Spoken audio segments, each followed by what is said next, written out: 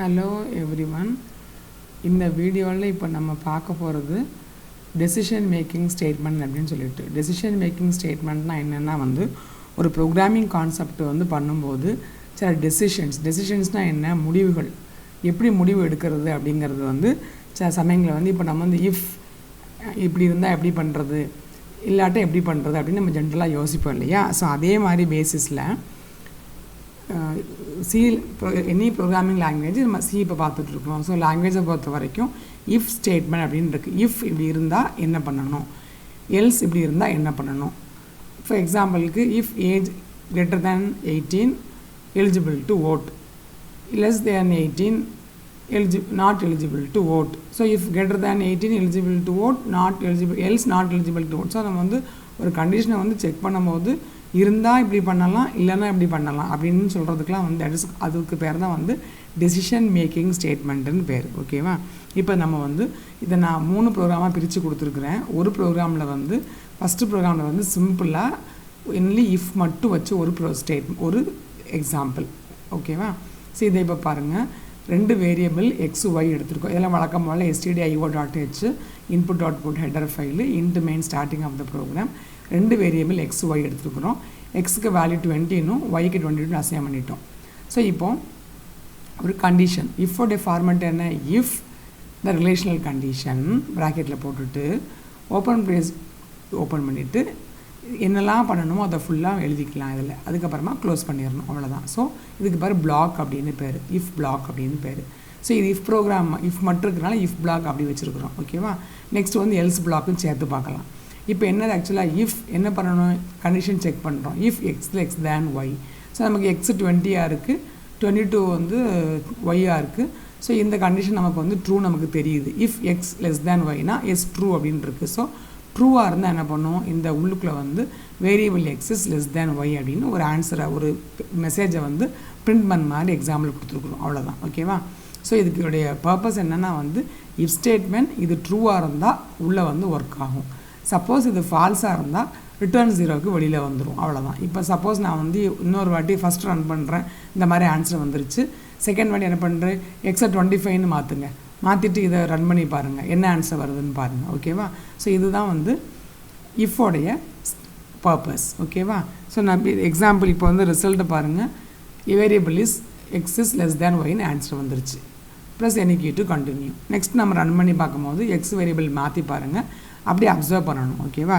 Next இப்போ என்ன பண்ணுறோம், அடுத்த இது இஃப் எல்ஸ் பிளாக் யூஸ் பண்ணியிருக்கிறோம். இப்போ பாருங்கள், அதே மாதிரி எக்ஸுக்கு ஒரு வேல்யூ ஒய்க்கு ஒரு வேல்யூ கொடுத்தாச்சு.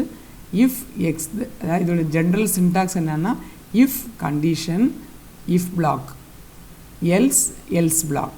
ஸோ இஃப் ட்ரூவாக இருந்தால் என்னெல்லாம் செய்யுங்கிறத ஒரு பிளாக்காக எழுதிக்கலாம். சப்போஸ் ஃபால்ஸாக இருந்தால் என்னெல்லாம் பண்ணுங்கிறத ஒரு பிளாக்காக எழுதிக்கலாம். இந்த இடத்துல சிங்கிள் ஸ்டேட்மெண்ட் இருக்கிறதுனால பிளாக்கு தேவையில்லை, ஜஸ்ட் சொல்கிறதுக்காக வேண்டி பிளாக் போட்டு காமிச்சிருக்கோம். ஓகேவா.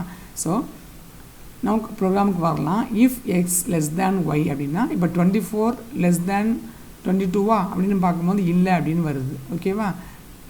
சப்போஸ் இருந்துச்சுன்னா என்ன பண்ணோம், print f variable X is less than ஒய்ன்னு சொல்லிடுறோம்.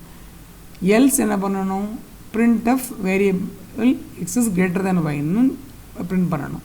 இந்த மெசேஜ் நம்ம கொடுக்குற மெசேஜ் தான், நீங்கள் எப்படினாலும் மெசேஜ் கொடுத்துக்கலாம். ஓகேவா. இப்போது இந்த இடத்துல இஃப் பிளாக் சப்போஸ் தப்பாக இருந்துச்சுன்னா, அதாவது இந்த கண்டிஷன் ஃபால்ஸாக இருந்துச்சுன்னா இது பிரிண்ட் ஒர்க் அவுட் ஆகும். ட்ரூவாக இருந்துச்சுன்னா இது ஒர்க் அவுட் ஆகும். நம்ம முன்னாடி உடைய ஸ்லைடில் இஃப்னா மட்டும் என்னன்னு சொல்லியிருக்கிறோம். ஸோ எல்ஸுக்கு அதை ஒன்றும் சொல்லலை. ஸோ ஆட்டோமேட்டிக்காக வெளியில் வந்துடும். நீங்கள் ரன் பண்ணி பார்த்தீங்கன்னா சப்போஸ் நீங்கள் இந்த வேல்யூ 20க்கு பதிலாக 25 கொடுத்துட்டு பண்ணிங்கன்னா சும்மா ஜஸ்ட்டு வெளியில் வந்துடும், அவ்வளோ. ஏன்னா நம்ம எல்ஸ் என்ன பண்ண நம்ம சொல்லலை. ஓகேவா. ஸோ இதுதான் எல்ஸோடைய பிளாக். ஸோ இஃப் இருந்தால் என்ன பண்ணணும், எல்ஸ் இருந்தால் என்ன பண்ணணும் அப்படின்ட்டு. நெக்ஸ்ட்டு ஸோ இது டோட்டல் க்ளோஸ், இந்த மெயினுடைய total close of the program. ஓகேவா. நெக்ஸ்ட்டு எக்ஸாம் இதோடைய ஆன்சரை பாருங்கள். Variable X is greater than ஒய்ன்னு இருக்குது. ஏன் கிரேட்டர் தேன் ஒய்ன்னு இருக்குது, இங்கே எக்ஸ் 24ஆக இருக்குது, ஒய் 22ஆக இருக்குது. ஸோ எக்ஸ் தான் பெருசாக இருக்குது. ஸோ ஆன்சர் செகண்ட் தான் ட்ரூவாக இருக்குது, அதாவது எல்ஸ் பார்ட்டு தான் ட்ரூவாக இருக்குது. So variable X is greater than ஒய்ன்னு ஆன்சர் வந்துருச்சு. ஓகேவா. நெக்ஸ்ட்டு பாருங்கள், இஃப் எல்ஸ் இஃப் பிளாக். இதுக்கு வந்து இஃப் எல்ஸ் இஃப் லேடர்னு என்ன, ஏணி மாதிரி வரிசையாக ஒன்று ஒன்றா செக் பண்ணுறோம். இப்போ நான் ஃபஸ்ட்டு ஒரு கண்டிஷன் இருந்துச்சு, ஒன்று செக் பண்ணோம், அப்புறம் 2 கண்டிஷன் செக் பண்ணோம், அதுக்கு இஃப்பும் எல்ஸும் போட்டோம். இப்போ வந்து நிறைய கண்டிஷன் வருது. அப்போ என்ன பண்ணுவோம், if else if else if else இப்படி இருந்தால் அல்லது இப்படி இல்லைன்னா இப்படி, அல்லது இப்படி இருந்தால் அல்லது இப்படி இருந்தால் அல்லது இப்படி இருந்தான்னு சொல்லிட்டு நம்ம வந்து கண்டிஷன் நிறைய வரும்போது செக் பண்ணலாம். இப்போ வந்து ஒரு எக்ஸாம்பிள் கொடுத்துருக்காங்க. I is equal to 20 first assign பண்ணியாச்சு. இப்போ என்ன பண்ணுறோம், if I is equal to 10 I is equal to 10 print பண்ணியாச்சு. ஸோ இப்போ நம்ம கொடுத்த எப்படி இந்த இடத்துல வரல, என்ன பண்ணோம், எல்ஸ் இஃப்க்கு வரும், இந்த இடத்துல வந்து பார்க்கும். I is equal to 15, இந்த ஈக்குவல் வந்து relational operator, double equal to வந்து ரிலேஷனல் ஆப்ரேட்டர். இந்த டிஃப்ரென்ஸ் பார்த்துக்கோங்க. இது வந்து single operator equal to normal assignment, இது வந்து டபுள் ஈக்குவல் டு வந்து ரிலேஷனல் ஆப்ரேட்டர், செக்கிங் ஆப்ரேட்டர்.